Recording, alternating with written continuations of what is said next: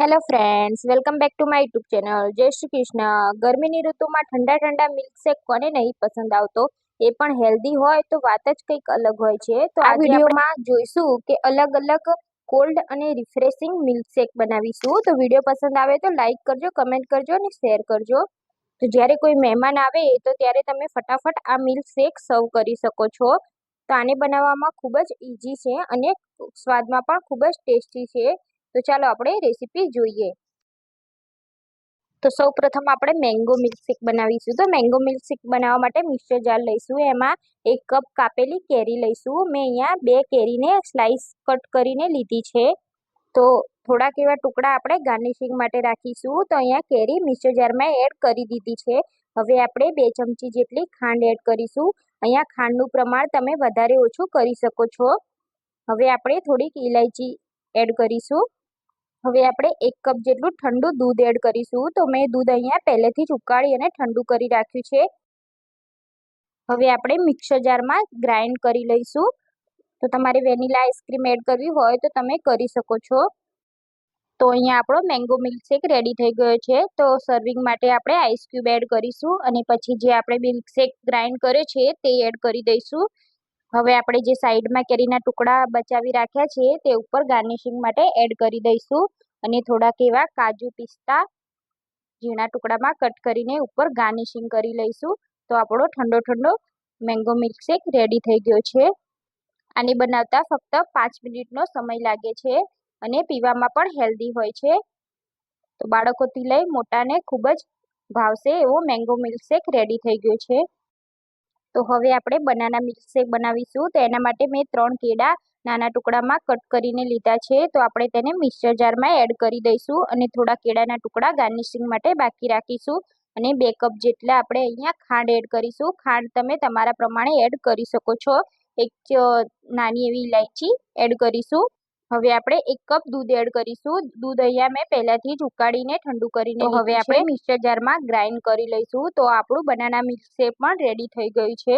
સારી એવી રીતે આપણે બ્લેન્ડ કરી લઈશું. હવે આપણે સર્વિંગ ગ્લાસમાં એડ કરીશું.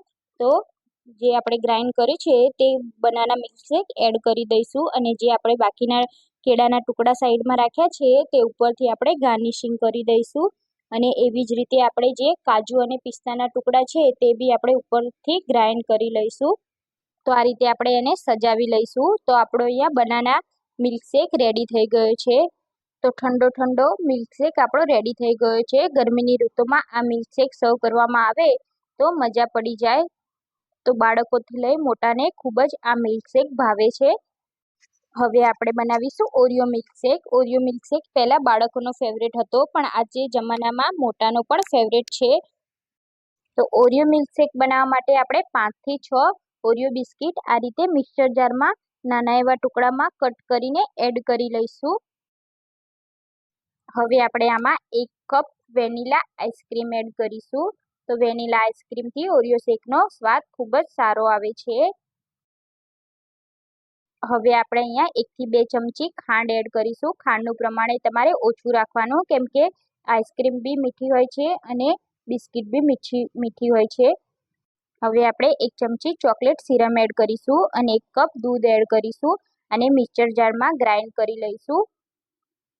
હવે આપણે સર્વ કરીશું. તો સર્વ કરતાં પહેલાં આપણે સર્વિંગ ગ્લાસ પર ચોકલેટ સિરમથી કોટ કરી લઈશું. આ કરવાથી આપણો ઓરિયો શેક એકદમ દેખાવમાં સારો લાગે છે. તો આ રીતે આપણે કોટ કરી લઈશું. સારી એવી ડિઝાઇન પાડી લઈશું. તો આપણી કોટિંગ થઈ ગઈ છે. હવે આપણે જે ગ્રાઇન્ડ કરેલો ઓરિયો શેક છે તે આપણે ગ્લાસમાં સારી એવી રીતે એડ કરી દઈશું. તો લાસ્ટમાં ગાર્નિશિંગ માટે આપણે ઓરિયો બિસ્કિટ ઉપરથી એડ કરી દઈશું. તો આ આપણો ઓરિયો શેક રેડી થઈ ગયો છે. ઠંડો ઠંડો cold refreshing Oreo shake ready થઈ ગયો છે. તો બાળકોને તો ખૂબ જ ઓરિયો શેક ભાવે છે. તો આ ઓરિયો શેક બનાવવામાં પણ ખૂબ જ સરળ છે અને ટેસ્ટમાં પણ ખૂબ જ સરસ લાગે છે. હવે આપણે બનાવીશું કિટકેટ શેક. તો અહીંયા મેં કિટકેટ લીધી છે તેને આપણે મિક્સર જારમાં નાના ટુકડામાં કટ કરી એડ કરી દઈશું. તો બાળકોને આ કિટકેટ શેક ખૂબ જ ભાવે છે. તો મિક્સર જારમાં આપણે કિટકેટના નાના ટુકડામાં કટ કરી લઈશું અને એક કિટકેટનો ટુકડો આપણે સાઈડમાં રાખીશું. ગાર્નિશિંગ માટે. હવે આપણે આમાં 1 કપ વેનીલા આઈસ્ક્રીમ એડ કરીશું અને 1 ચમચી આપણે અહીંયા ચોકલેટ સિરમ એડ કરીશું.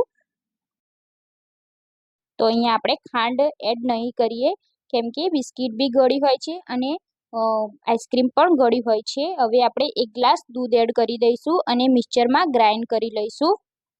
તો આપણે સારી એવી રીતે મિક્સરમાં ગ્રાઇન્ડ કરી લઈશું. તો આપણો કિટકેટ શેક અહીંયા રેડી થઈ ગયો છે. હવે આપણે સર્વ કરીશું.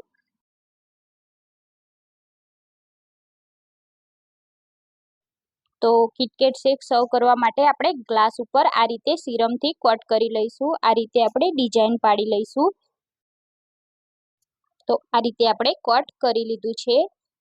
આ કરવાથી આપણો ઓરિયો શેક દેખાવમાં પણ સારો લાગશે. હવે આપણે આમાં આઈસ ક્યુબ એડ કરી દઈશું અને જે આપણે ગ્રાઇન્ડ કર્યો છે કિટકેટ શેક એડ કરી દઈશું. હવે આપણે ઉપરથી ડેકોરેટ કરીશું. તો અહીંયા મેં એક ચોકલેટ સાઈડમાં રાખી હતી તે આપણે ઉપર એડ કરી દઈશું અને ચોકલેટ સિરમથી આપણે કિટકેટ શેકને કોટ કરી લઈશું. તો આપણો એકદમ કોલ્ડ રિફ્રેશિંગ કિટકેટ શેક અહીંયા રેડી થઈ ગયો છે. તો બાળકોનો તો ફેવરેટ જ હોય છે આ કિટકેટ શેક. તો ઘરે આસાનીથી બનાવી શકાય છે. ફક્ત 5 જ મિનિટનો સમય લાગે છે. એકદમ હેલ્ધી પણ હોય છે. તો અહીંયા 4 ટાઈપના મિલ્કશેક તૈયાર થઈ ગયા છે. તો જ્યારે ગેસ્ટ આવે ત્યારે તમે ફટાફટ આ શેક બનાવીને સર્વ કરી શકો છો. તો આ શેક બનાવવામાં પણ ઇઝી છે અને પીવામાં પણ હેલ્ધી છે.